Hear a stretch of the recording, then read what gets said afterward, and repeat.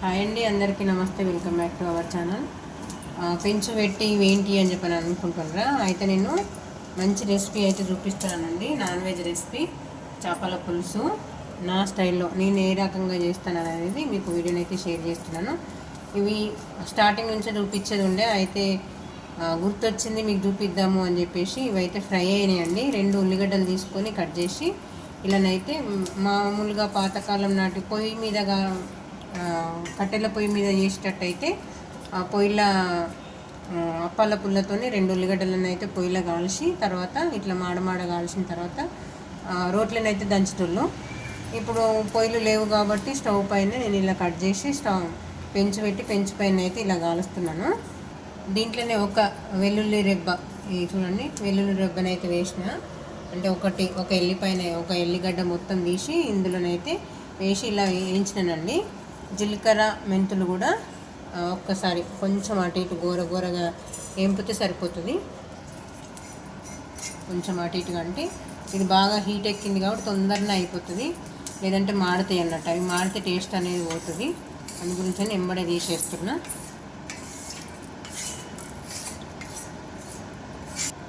Stove బంద్ చేయాలి. బంద్ చేసిన తర్వాత దీనిపైన ఈ హీట్కు సరిపడా ఏం వేస్తున్నా అనేది చూడండి ఒకసారి. ఇలా కొబ్బరి అనేది తురుముకుంటూ దీనిలో, ఎందుకంటే అది బాగా హీట్ ఎక్కుంది కాబట్టి మనం ఎట్లయినా మళ్ళీ రోట్లే దంచకుండా లేదంటే మిక్సీ పట్టకుండా చేస్తామనుకోండి. కానీ ఇలానైతే కొంచెం గీరుకుంటూ ఇలా కొంచెం మాడగా దూరగా చూడండి, ఫ్రై అయితేనే ఉంది. స్టవ్ బంద్ చేసినా కానీ ఇలా అనేది ఇంకొంచెం గీరుకొని ఇది వేంపుకొని దీంట్లోనే కలిపేసేయాలి. ఈ మనం చేపలకు పులుసు పెడతా అని చెప్పినా కదా, చింతపండు అయితే కొంచెం ఇంత ముద్ద తీసి నానిందండి. అది ఇంకొంచెం అయితే గీరుకుంటున్నా. సరే, అయితే ఇప్పుడు మనము స్టవ్ అంటి పెట్టి పెంచు వేడి మీద వేస్తే ఏంటంటే ఒకటేసారి బొగ్గు లాగవుతుంది, మంచి టేస్ట్ అనేది పోతుంది అన్నట్టు. ఇట్లా స్టవ్ బంద్ చేసుకొని ఈ హీట్కి అయితే సరిపోతుంది. మీరు ఇలా ట్రై చేయండి, ఎంత మంచిగా వస్తుందో చేపల పులుసు. ఇదైతే చల్లారింది మిక్సీ గిన్నెలో వేసుకొని దీంతో పాటు నేను ఏం యాడ్ చేస్తున్నానే చూడండి. దీంట్లోనే ఉప్పు కారం అనేది పర్ఫెక్ట్గా, అంటే కూరకు సరిపడా నేనైతే ఒక 3 స్పూన్లు అయితే వేస్తున్నా. 3 స్పూన్ల అంటే ఎందుకంటే కొంచెం పులుపు అనేది ఎక్కువనే ఉంటుంది. అది నేనైతే ఎప్పుడు కానీ చేతితోనే వేస్తా, అందాల కొద్దీ ఉప్పు సరిపడా ఉప్పు. దీంట్లోనే కొంచెం ఈ చింతపండు రసం అనేది కొంచెం దీంట్లో వేస్తే మంచిగా ఫ్రై అవుతుంది అన్నట్టు, మెత్తగా అవుతుంది. మిక్సీ పడితే ఇది మిక్సీ పట్టుకోవాలి. స్టవ్ మీదనైతే గిన్నె పెట్టుకొని దాంట్లో ఆయిల్ అయితే వేసుకోవాలండి. నేను ఇందాక మిక్సీ పట్టాలని చెప్పినా కదా, మిక్సీ పేస్ట్ అయితే చేసిన. చూడండి, ఆయిల్ కొంచెం ఎక్కువనే పడుతుంది చేపల పులుసులకి. ఇది ఆయిల్ కోసమే తీసుకున్నామండి, వేరే దాంట్లో పోస్తే ఏంటంటే తీసుడు పెట్టుడు అటు ఇటు ఇది అవుతుందని చెప్పేసి 1 లీటర్ అయితే పడుతుంది. ఇది మీషోలో బుక్ చేసినానండి. 79-81 రూపీస్ ఎంతనో పడింది, తక్కువ కాస్ట్లో నచ్చింది. ఆయిల్ అయితే వేసుకున్నా. ఓకే, ఇది ఎవరికన్నా దీని లింక్ కావాలి అని అంటే డిస్క్రిప్షన్లో అయితే లింక్ అయితే ఇస్తానండి, కావాలంటే చెక్ చేసుకోండి. ఈ పోపులకి కావాల్సిన ఐటమ్స్ చూడండి: పచ్చిమిర్చి, ఆనియన్, బగారా ఆకు అంటే పచ్చి ఆకు అండి, కరివేపాకు. అమ్మ, చేపల కూరలో కరివేపాకు ఏందంత గలీజ్గా? అసలు కరివేపాకు లేనిది కర్రీ పులుసు పెట్టడం అంటే అసలు వేరే. కానీ ఇప్పుడు అన్నీ బాగా షానీలకు వచ్చి ఇవన్నీ తీసేస్తారు, కానీ ఇది ఖచ్చితంగా వేస్తేనే కూర మాత్రం మంచి టేస్ట్ అయితే వస్తుంది. జీలకర్ర వేసుకోవాలి ఫస్ట్.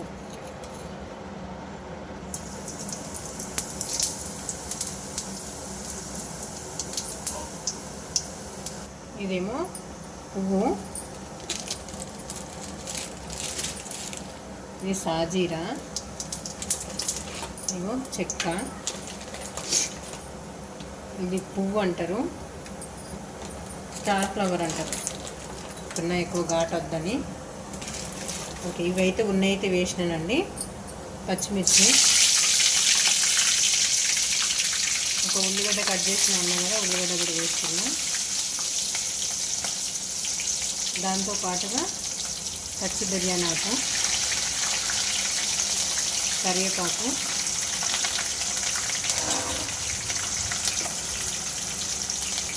పోపుల కొద్దిగా ఉప్పు, కంపల్సరీగా పోపులనైతే ఉప్పు వేయాలండి.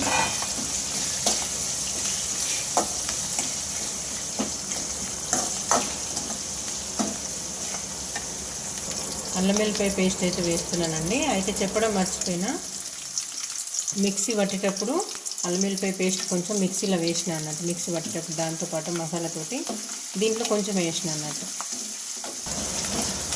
వేసుకోవాలి. పసుపు,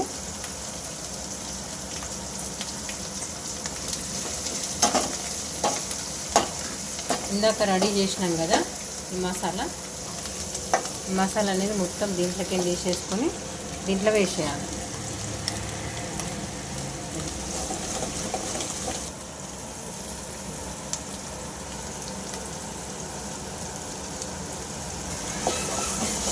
ఇది మాడనియద్దండి, పేస్ట్ అడగంటద్దు. ఇలా మిక్సీ పట్టింది పేస్ట్ అనేది దీంట్లో వేసినాం కదా. ఇప్పుడు చింతపండు రసము, ఈ మన మిక్సీ పట్టిన గిన్నె ఉంటుంది కదా, మిక్సీ పట్టిన గిన్నెలో ఈ చింతపండు రసము దాంట్లో పోసుకుంటే ఈ కారం అనేది మంచిగా తీసేయచ్చు. ఇది మొత్తం అయితే పులుసు అనేది మొత్తం పోస్తలేను, బాగా పులుపు అవుతుంది. మొత్తం మిండుకోలేదు, అసలు మొత్తం మిడితే ఇంకొక గిన్నె వెళ్తుంది. ఈ సరుకులాగా అయితే కూడా తినలేము, నార్మల్గా పులుపుండేటట్టు.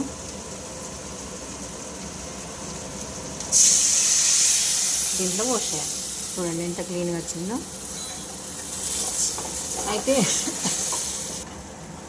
అయితే కొందరు ఏం చేస్తారంటే పోపు, ఇప్పుడు మనం మసాలా గిట్లా అన్నీ దట్టించినాక పోపు వేసుకున్న తర్వాత చేప ముక్కలు అనేది డైరెక్ట్ వేసేస్తారు.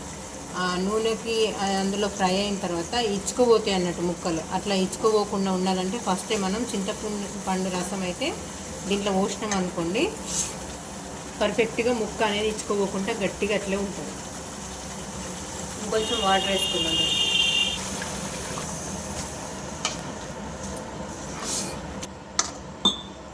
ఇది కొంచెం మసలాలే, కొంచెం మసలినాక కొంచెం ఉడకబట్టినాక ఆ ముక్కలు అనేటివి దీంట్లో వేసేసుకొని కొంచెం గట్టి పడేదాకా, కొంచెం దగ్గరికి వచ్చేదాకా సరిపోతుంది ఇది వాటర్.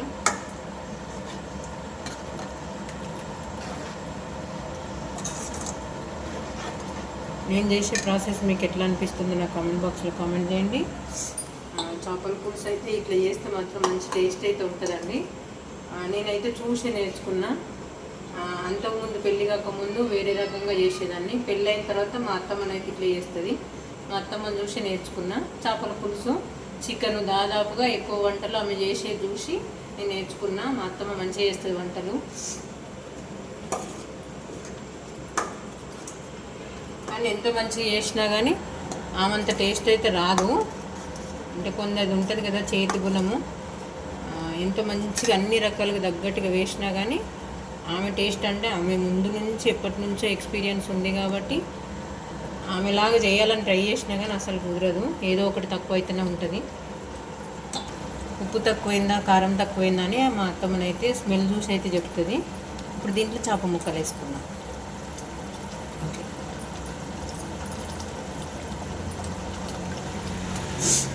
ఇది రాత్రి వండుకొని పొద్దున తింటే మంచి స్మెల్, టేస్ట్ కూడా సూపర్ ఉంటుంది. అప్పుడే వండుకొని అప్పుడే తింటే మాత్రం కొంచెం కారం కారం అన్నట్టు ఉంటుంది. తర్వాత ఈరోజు వండుకున్నది రేపు తింటే మాత్రం ముక్కకి పులుపు మంచిగా పట్టుకుంటుంది. ఉప్పు కారం తగ్గట్టుగా సరిపోయిందా లేదా చూసుకొని మనం నైట్ అనేది పక్క పెట్టుకున్నాం. పొద్దున వండితే నైట్ తినొచ్చు, నైట్ వండితే పొద్దున తినొచ్చు. అట్లా ఒక 12 hours అట్లా తర్వాత తింటే మాత్రం మంచి టేస్ట్ అయితే ఉంటుందండి. చేపల పులుసు స్పెషాలిటీ అదేనండి. మా అత్తమ్మ చేసినట్టయితే రెసిపీ ట్రై చేసిన, అంటే ఇదివరకు చేసిన, మీకు చూపిస్తున్నా. అమ్మ నూనె ఎక్కువైనట్టుంది. ఆయిల్ అస్సలు ఎక్కువ కాలేదు. మనం కలుపుతుంటే దీంట్లో మెల్ట్ అవుతుంటుంది. ఇప్పుడు మన చేప ముక్కలు అనేది ఇట్లా అబ్జర్వ్ చేసుకుంటే చూడు, ఉడికిన కొద్దీ తక్కువ అవుతుంది. అయితే ఆయిల్ అనేది కొంచెం ఎక్కువ ఉండాలి. మటన్ కర్రీలకు కానీ చికెన్లకు తక్కువ ఉండాలి. మటన్ కర్రీలకు కానీ చేపల పులుసుకు కానీ కంపల్సరీ కొంచెం ఆయిల్ అయితే ఎక్కువ ఉండాలి. నేను మరీ దాదాపు ఎక్కువ వేయను, తక్కువనే వేసిన. ఇది ఈ కర్రీకి ఈ ఆయిల్ అయితే సరిపోతుంది. ఒకవేళ కొందరు తక్కువ తినేటుంటే తక్కువ వేసుకోండి. కాకపోతే మాత్రం చేపల పులుసుకు మాత్రం కొంచెం ఎక్కువ ఉంటేనే బాగుంటుందని నా ఉద్దేశం. ఇంకే కలపొద్దు. కలిపితే ఏంటంటే ముక్క అనేది ఇచ్చుకోబోతుంది. ఇప్పుడు కలిపినాం కదా పక్కెట్టి దీనిపైన మూత పెట్టేసి ఒక 5 నిమిషాలు అంతే. ఎందుకంటే ముక్క తొందరగా మెత్తబడుతుంది. 5 నిమిషాలు ఉంచి కొంచెం దగ్గరికి వచ్చిందా లేదో చూసుకొని స్టవ్ ఆఫ్ చేసుకుంటే సరిపోతుంది. చూడండి మూత తీసిన 5 నిమిషాలు అయితే మగ్గింది. చూడు ఆయిల్ కనబడుతుందా లాస్ ఆయిల్ ఎట్లా బాగా అయింది అంతేగా ఇందాక సరిపోయింది ఆడక్కడికి కనిపిస్తుంది ఎక్కడ ఆయిల్. మనం అదే ముందు ఫస్ట్ తక్కువ వేస్తే మాత్రం కూర అనేది ఒక రకంగా వేరే వేరే అవుతుంది. ముక్క అనేది ఎక్కడ కూడా ఇచ్చుకోకుండా ఇట్లే ఉంటుంది.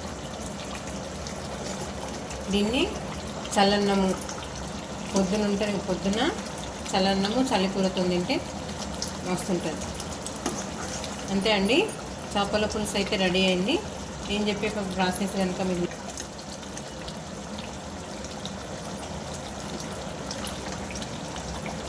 ఓకే అండి. వీడియో నచ్చితే లైక్ చేయండి. మరిన్ని వీడియోస్ కోసం మన ఛానల్ని సబ్స్క్రైబ్ చేసుకోండి. నేను చెప్పే ప్రాసెస్ మీకు ఎలా అనిపించిందో ఖచ్చితంగా కామెంట్ బాక్స్లో కామెంట్ చేయండి ఫ్రెండ్స్. ఓకే అండి, థ్యాంక్ యూ.